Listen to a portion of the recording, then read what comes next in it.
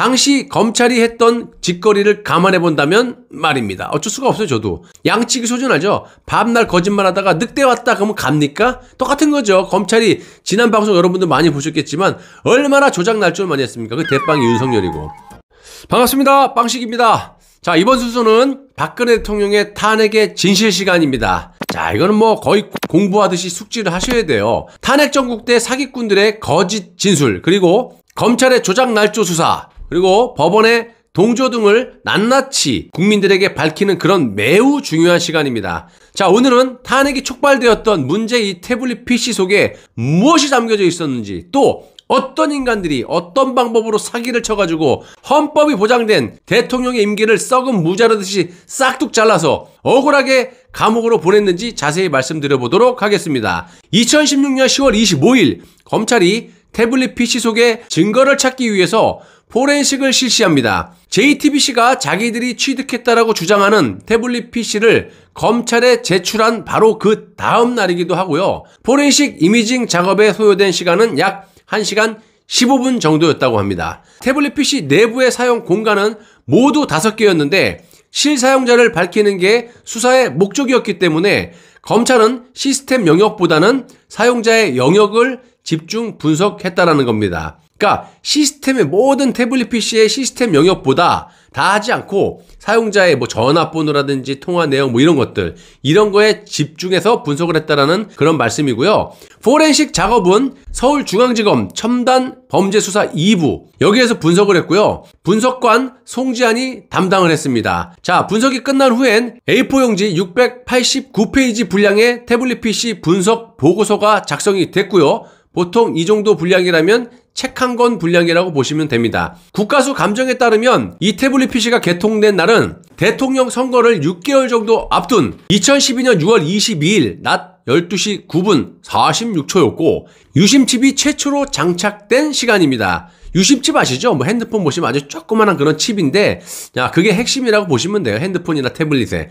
아무튼 그 이후 유심칩 교체 정보가 발견되지 않았기 때문에 유심칩의 구매자를 태블릿 PC 개통자라고 단정했다라는 겁니다. 자, 이 태블릿 PC는 개통된 2012년 6월 22일부터 2014년 4월 2일까지, 즉 대선 기간부터 박근혜 정부 출범 1년 후까지 사용이 됐다가 전원이 꺼졌고요. 전원이 다시 켜진 시각은 JTBC 수중에 들어간 2016년 10월 18일 오후 3시 32분이었습니다. 한마디로 저 JTBC가 그냥 켜갖고 그냥 막 다 조작했다라는 거죠. 자, 국가수 감정에 의해서 이 태블릿 PC는 2014년 4월 2일부터 2016년 10월 18일까지 약 2년 6개월 동안 단 한 번도 사용되지 않았다라는 사실이 확인됐고요. 검찰은 수사를 통해 개통자는 김한수다, 이런 사실을 확인합니다. 이 태블릿 PC는 전화통화 기능이 없었고요. 카카오톡이나 문자메시지, 인터넷 접속만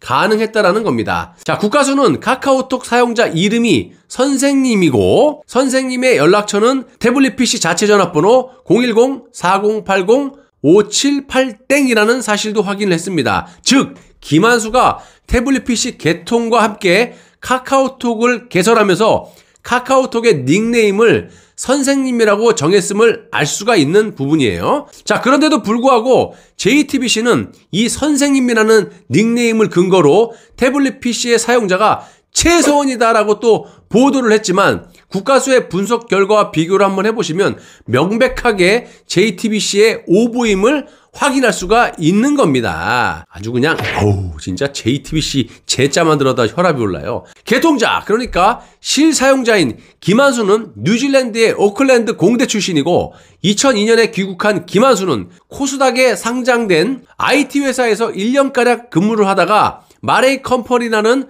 문구류를 생산해서 대형마트에 이마트 같은 데 납품하는 그런 회사로 이직을 합니다. 그러던 중에 회사의 대표 최땡땡 씨가 갑자기 심근경색으로 사망을 하면서 대표이사가 돼버렸고요.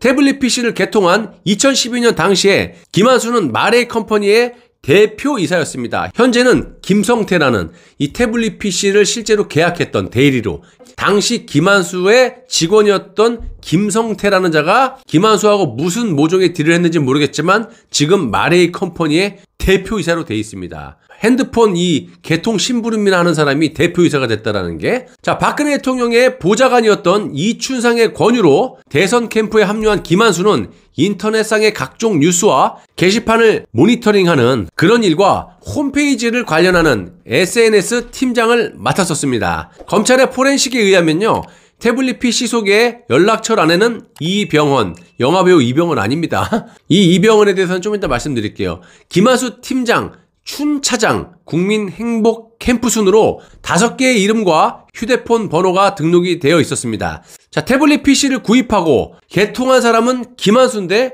연락처에는 김한수보다 이병헌이라는 이름이 맨 앞에 등장했다라는 거예요. 그러니까 이병헌은 최서원의 큰언니 최순영의 아들로서 김한수와는 서울 상문고 동기고요. 김한수는 이병헌의 소개로 2003년에 박근혜 당시 의원의 보좌관이었던 이춘상을 만나 젊은이들과의 소통을 위해서 싸이월드 아시죠? 싸이월드를 이용하라고 조언한 적이 있다고 합니다. 여기서 뭐 싸이월드는 다 아시다시피 당시에 미니홈프라고 아시죠? 엄청나게 인기가 많았었죠. 지금으로 따지면 뭐 카톡 이 정도? 자, 아무튼 박근혜 대통령이 싸이월드를 개설한 그 시점이 2004년 2월이었고요. 이병헌은 검찰과 특검에서 각각 한 차례씩 조사를 받았습니다. 서울중앙지검 소속 김태겸 검사가 작성한 진술서가 총 8장, 특검의 박주성 검사가 작성한 진술서가 5장이었는데 묘하게도 검찰 조서에는 이병헌의 학력과 경력이 적혀있지 않았다라고 합니다. 왜냐? 이병헌이 최서원의 장족하다 이런 거를 만천하에 알리려고 그냥 그런 거를 부각시키기 위해서 그랬는 것인지 모르겠지만 그거 같아요. 당시 검찰이 했던 짓거리를 감안해 본다면 말입니다. 어쩔 수가 없어요. 저도 양치기 소준 알죠? 밤날 거짓말하다가 늑대 왔다 그러면 갑니까? 똑같은 거죠. 검찰이 지난 방송 여러분들 많이 보셨겠지만 얼마나 조작 날 줄 많이 했습니까? 그 대빵이 윤석열이고. 태블릿 PC 개통자 김한수는 검찰 조사에서 연락처란에 이름이 기재된 김 팀장은 김휘종이고 춘 차장은 이춘상 보좌관이라고 진술했습니다. 김휘종은 본래 한양대학교 연극영화과 출신인데요. 졸업 후 IT 분야로 전공을 바꿔가지고 최서원이 운영하는 그 조이스쿨의 홈페이지 관리와 영상물 제작을 담당했다라고 하고, 김휘종은 최서원의 추천으로 2011년도에 박근혜 당시 의원의 비서가 되었다라고 합니다. 자, 이춘상은 대통령이 1998년 보궐선거를 통해 처음 국회의원이 될 때 보좌진으로 합류를 했고요. 당시 보좌진은 정호성, 이재만, 안봉근 등이 있었는데 이때 이춘상의 서열이 가장 높았다고 합니다. 단국대 전자공학과 출신의 IT 분야 전문가인 이춘상은 대통령 선거 기간 중인 2012년 12월 2일 유세 현장을 가다가 의문의 교통사고로 사망을 합니다. 항상 제가 말씀드리지만 김한수가 법정에서 이 죽은 이춘상을 거론을 하면서 책임 회피를 자주 했었는데 이춘상의 이 죽음에 대해서도 좀 상세히 조사를 좀 해봤으면 해요. 저는 아니 멀쩡히 차가 가다가 이상한 주행을 해가지고 다른 차도 그 차만 그랬어. 갑자기 이상한 그 에스코트 하는 차량도 있었는데 막 추월을 해갖고 이상하게 그냥 주행을 하는 바람에 사망을 했는데 이 이춘상 보좌관에 대한 철저한 조사를 해가지고 이 명명백백한 진실을 좀 밝혔으면 합니다. 이 죽음에 대해서. 자, 현재 태블릿 PC에 대한 모든 진실이 밝혀지고 있고요.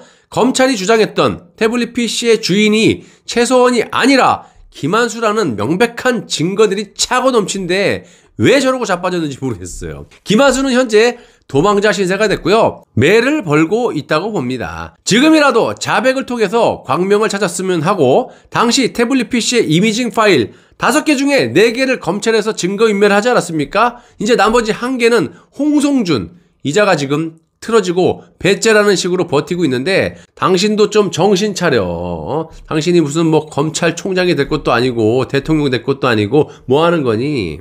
다 털어놓기를 바라고요. 당신들이 저지른 탄핵의 진실은 모두 밝혀졌기 때문에 이게 시간 문제죠. 언젠가는 관련자들을 선처 없이 모조리 감옥에서 평생 썩을 수가 있으니까, 너 검사니까 잘 알잖아, 홍성준.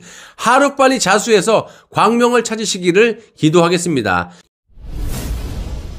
어찌됐든 우리가 다시 우파가 재건을 하려면 과거에 뭐 어떤 사람들끼리 무슨 티격태격했는지 난 모르겠지만 말로만 박근혜 대통령 사랑해 하지 말고 탄핵의 진실을 밝히기 위해서는 정말 싹 다 뭉쳐가지고 방송도 같이 하고 또 예전처럼 코로나가 뭐겠냐 필요 없어요. 그냥 다 뭉쳐갖고 집회도 하고 이렇게 해갖고 우리가 보수의 붐을 일으켜야 된다고 봅니다. 지금 전국에서는요.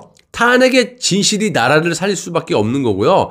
여러분들은 주변 분들에게 이 탄핵의 진실을 알려주시면 되는 겁니다. 모든 것들이 팩트에 근거한 사실을 근거로 방송을 하기 때문에 절대 문제가 없습니다. 그러니까 아무 말도 못하는 거예요. 저것들이 그냥 수저댔다가는 또 법정에서 시끄럽고 그러니까 그냥 지들끼리 묻어서 내각제로 가기 위해서 지들끼리 쇼를 하고 있는 겁니다. 그러니까 우리는 우리 나름대로 탄핵의 진실을 밝혀서 이 무너져가는 나라를 다시금 재건할 수 있는 초석이 되게 만들어야 된다는 겁니다. 제가 앞장서겠습니다. 여러분, 이 나라의 주인은 여러분들이고 접니다.